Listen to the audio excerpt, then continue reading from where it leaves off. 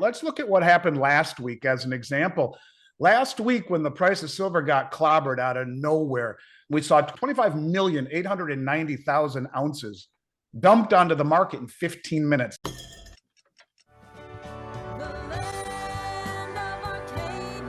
Well, hello there, my friends. Chris Marcus here with you for Arcadia Economics on a Tuesday morning.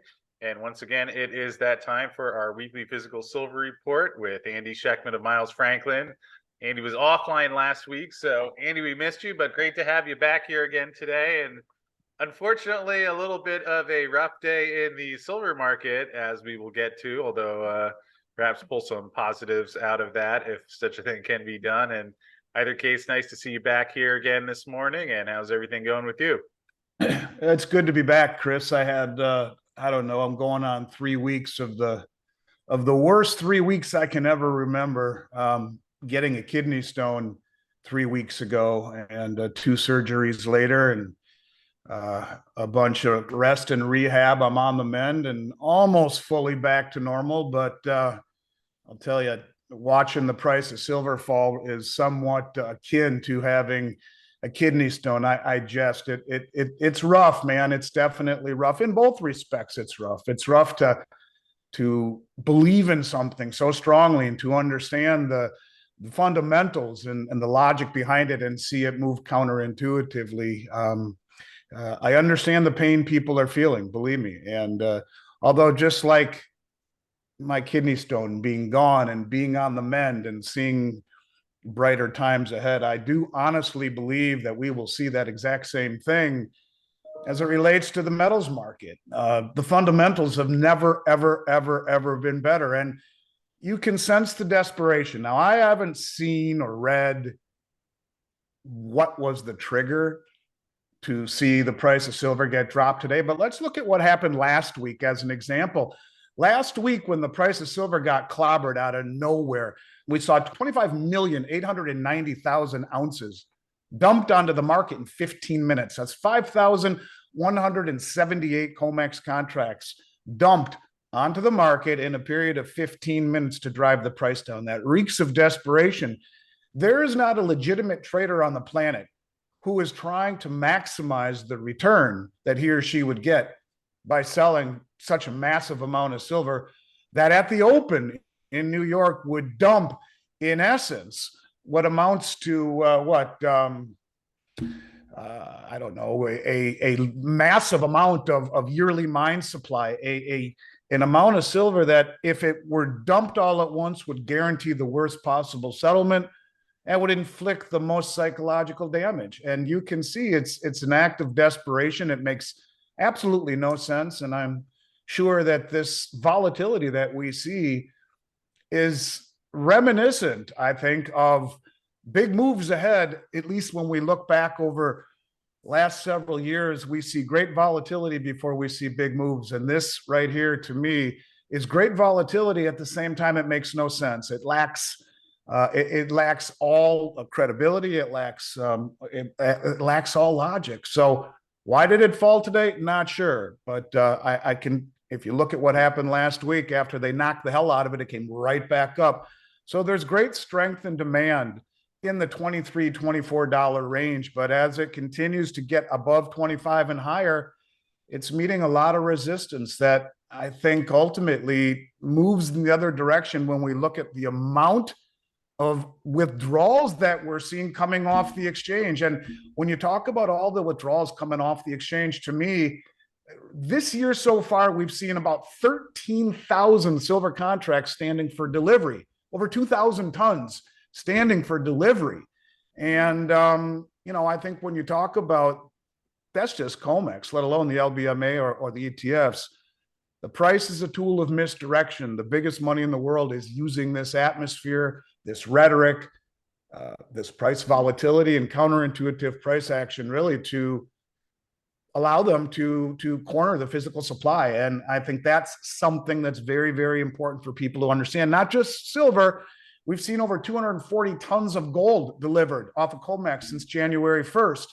This is an environment that never was meant to be a delivery mechanism for silver or for gold. And last week when I was trying to do a little preparation and laying around trying to recover, I noticed that in 7 trading days last week and the few days prior, we saw 55 tons of gold delivered in 7 trading sessions. So it's getting to the point where price to me is nothing other than a tool of misdirection for the big money who is using it as a subsidy, if you will, to de-dollarize.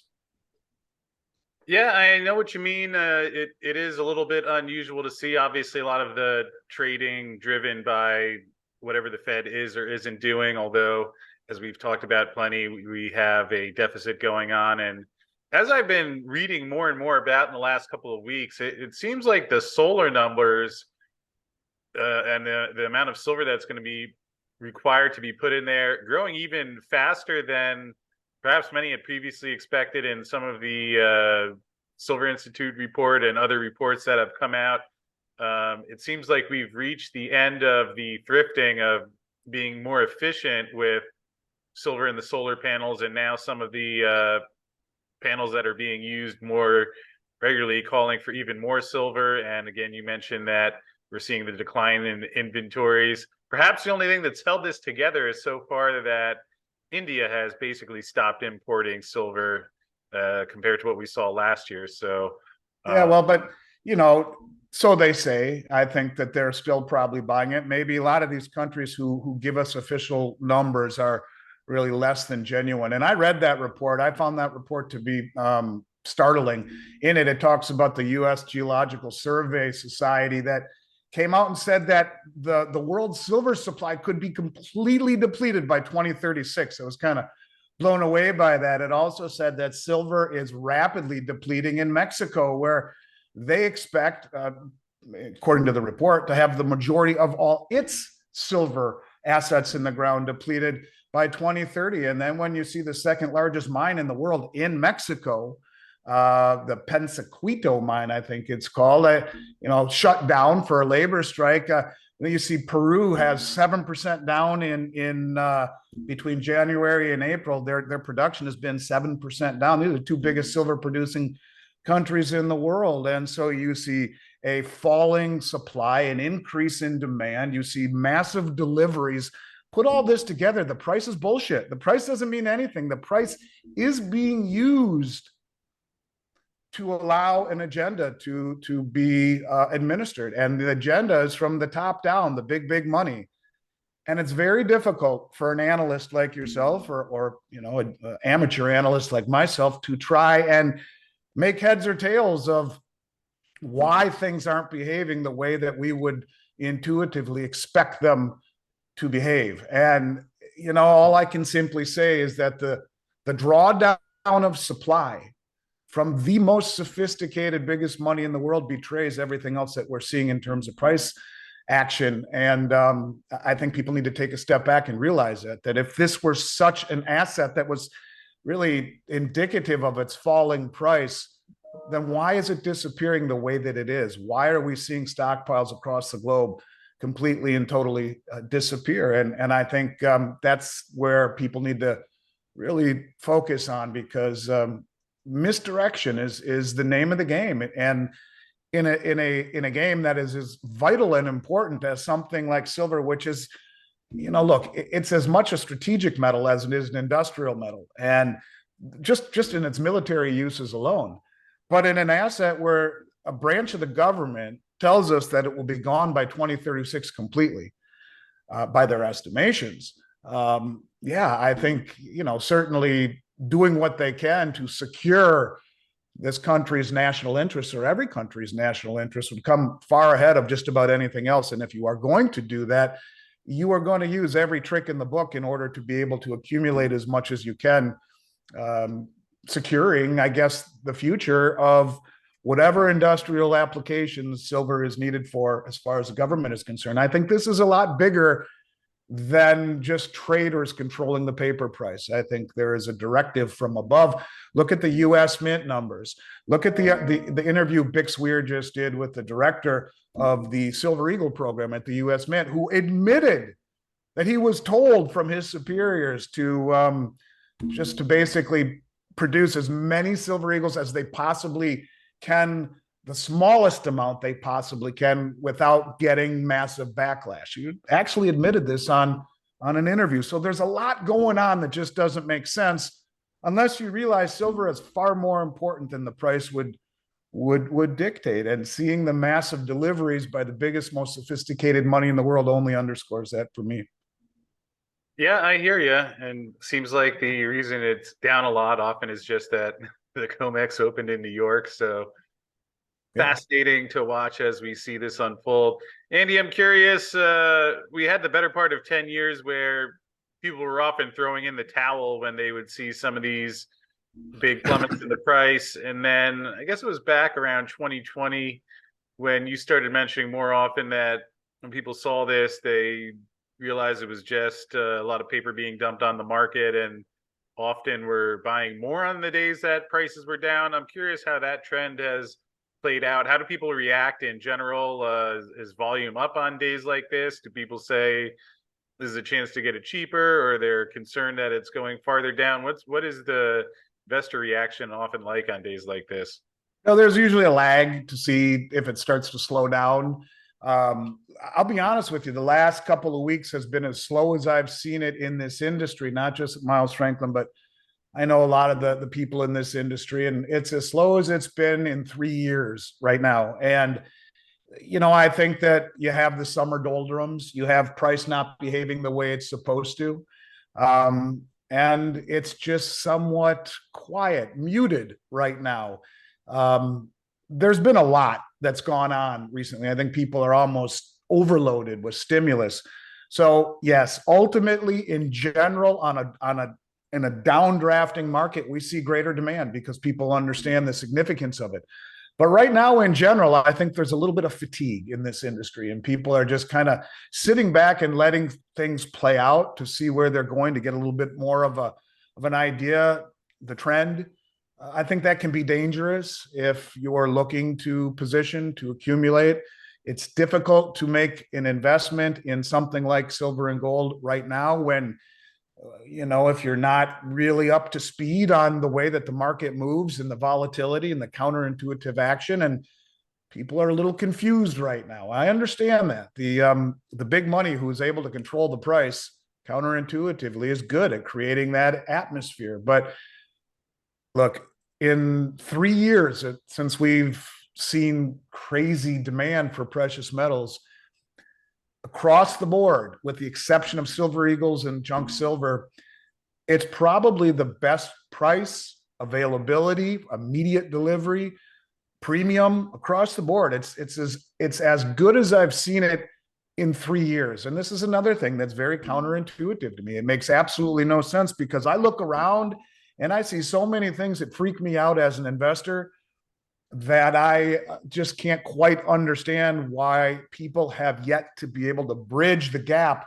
between price and rationale, between price and logic. And there's just this disconnection that I think has created a little bit of a lull in this industry. It's a hell of a time to buy if that's what you want to do. If you're looking to add to your portfolio in terms of price, premium, availability, delivery time, it's the best it's been in 3 years, not even close.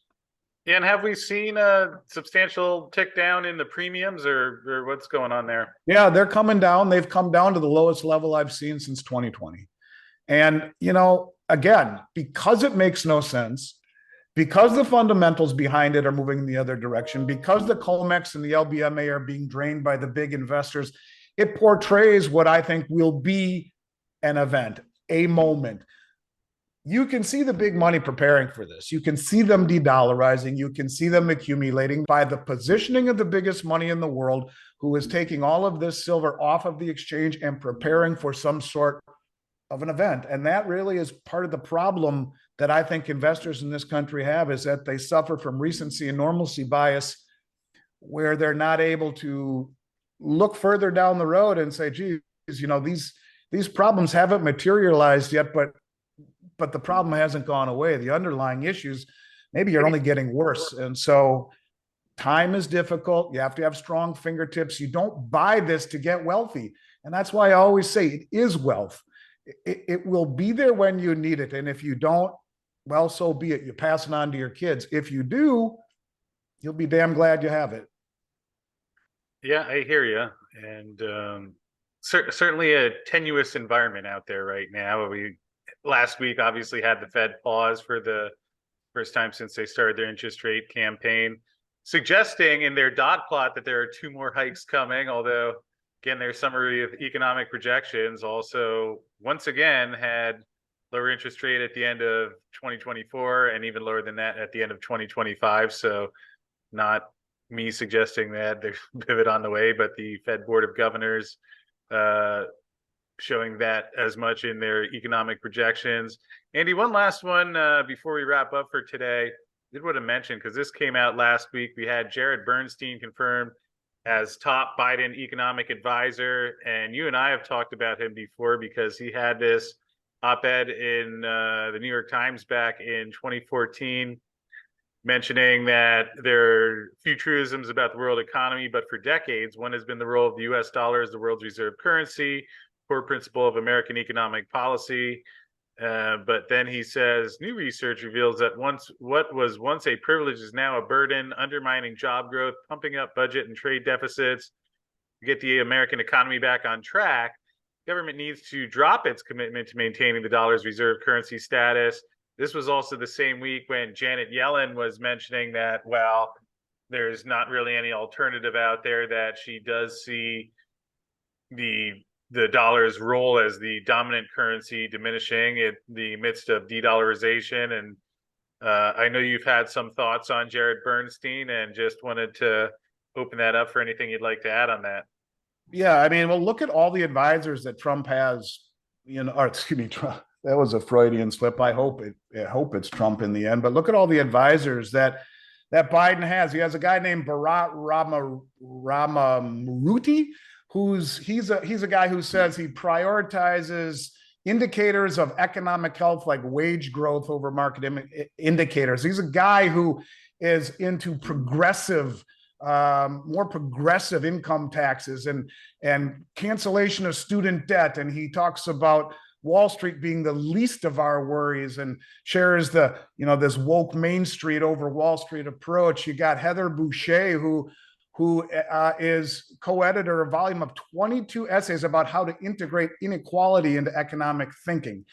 You have Lael Brainerd, as we've talked about, who wants to get rid of all the commercial banks and all the regional banks and go to a central bank digital currency directly from the Fed, get rid of all the banks. And then you have the king dollar no more himself, Jared Bernstein, who advocates for losing the world reserve status. Look at the people who are advising our president. And in particular, they're all talking about woke agendas, about wealth redistribution, or getting rid of the banks, or losing the world reserve status. Now take a step back and look at what's happened. All we see around us are these stupid woke things that are beyond comprehension. What's going on with corporations like Bud Light and Target? What world do we live in? And then you look at what's happening with the banks. Lael Brainerd, I mean, could she have drawn this up any better? And then you look at the weaponizing of the dollar. Look at Jared Bernstein. It's as if these characters have crafted a plan to reset the entire system. If you look at BlackRock, who has, I think, like $11 trillion, somewhere in that 10 or $11 trillion in assets, Larry Fink, the CEO, sent an email to all of the companies he invests in, prioritizing this ESG, I think it's called, initiative, and he even goes and publicly says if these companies do not embrace this, they do it at their own peril.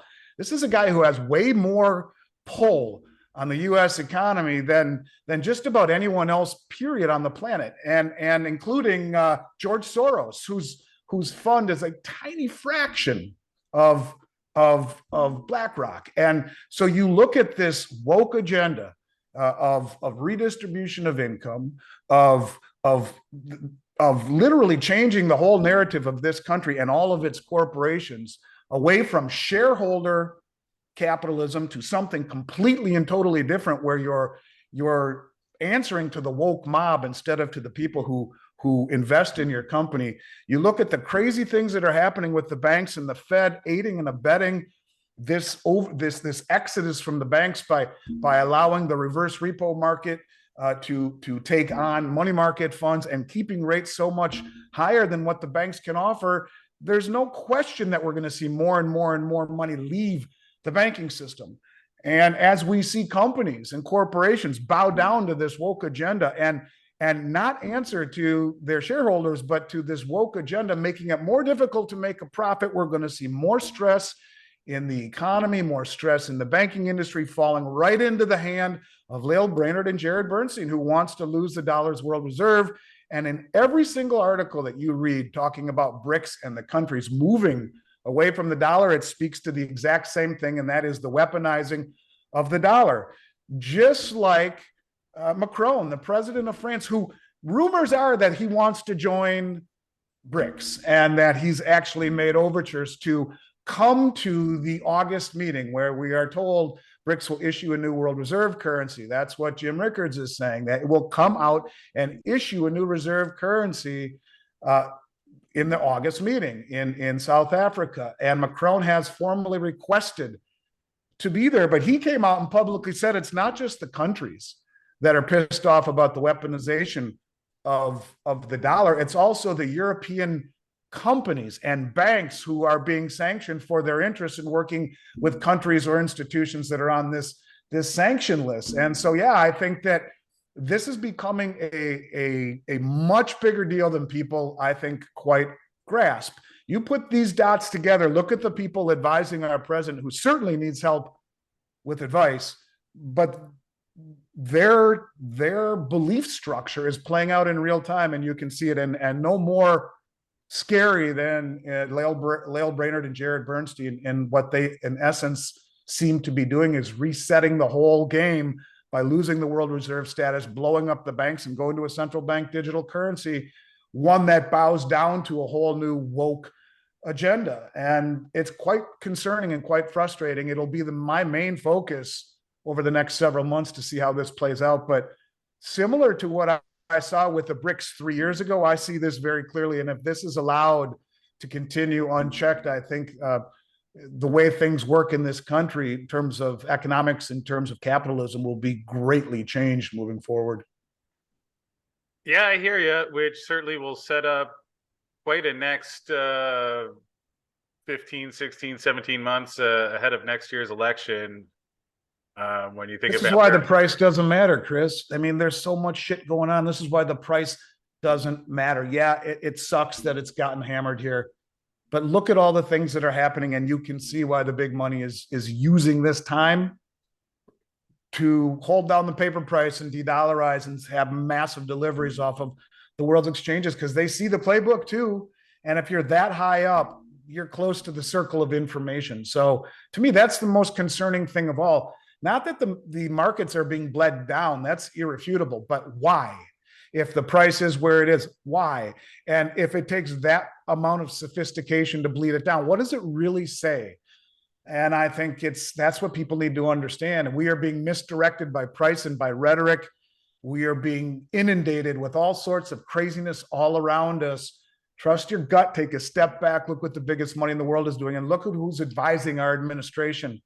They want to change the United States once and for all, and in a way that I think will certainly not be something fun to go through. So yeah, this is why we own precious metals. This is why I do what I do. This is why I get out here on a day where I'm recovering from surgery at a time when the price is not behaving the way it should, and find the strength to come out here and say to people, this doesn't matter. Because in the end, economics and mathematics will win. When we talk about the final numbers, look, there's $150 trillion in unfunded liabilities on top of a $32 trillion debt we just reached for the first time ever last week. 32 trillion. We got almost $200 trillion. How does it get paid for? How? Is it reset? Is it inflated? Is it defaulted? Don't know. But what's happening today doesn't matter. The mathematics will play out. And this is why you own silver and gold right here, right now. And it's as good of a time to prepare for what's coming as we've ever seen. And look, if I'm wrong, great. I'd be the first one to say I'm glad I was wrong in in a country where I have three young kids. I want them to have the opportunities that we had growing up. And sadly, I don't think that's going to be the case, but nonetheless, I'm preparing for it in either outcome. And I hope I'm wrong. And if I'm not, I'll be damn glad that I saw this and took the time to prepare, even though the price really isn't indicative of where we think it will ultimately be. The information that I see is just too hard to ignore. I hope people will take a look and read about the advisors to the president and read their background, do a little research. I think you'll see it's a little concerning. Well, there's a lot of things going on that are a bit concerning, but well laid out as always. So, Andy, in wrapping up, anything in the silver world on special this week, if there are people who are interested in purchasing silver right now? Yeah, I believe now again, I believe I'm 99% positive here that we have silver Krugerrands. Actually, let me just double check and make sure that I give you the right thing, as I have been a little bit out of touch here. But I believe we are doing a resumption of last week's special. It'll take me 1 second and I'll tell you here. I believe it is the backdated kangaroo for $3.99 over the price of silver. The backdated silver 4.9 fine Australian kangaroo in stock, ready for immediate delivery. $3.99 over. Purest silver coin in the world. A great choice if you're looking to add to your portfolio. 1 ounce coins. And remember, these laws that are being passed around the country, U.S. Just one last thing about states allowing gold and silver to be used as legal tender. Just about every one of them says coins made by a sovereign mint, like the Australian Perth Mint. One or two of them, Texas being one, say only US based coins. But for the majority of the states in this country that are moving to an adoption of gold and silver as legal tender for all debts, public and private, it is important to have some coins. And this is a good one, and one that I like a lot as being the purest coin in the world, silver coin, and a great price in terms of where we've seen things over the last 4 years.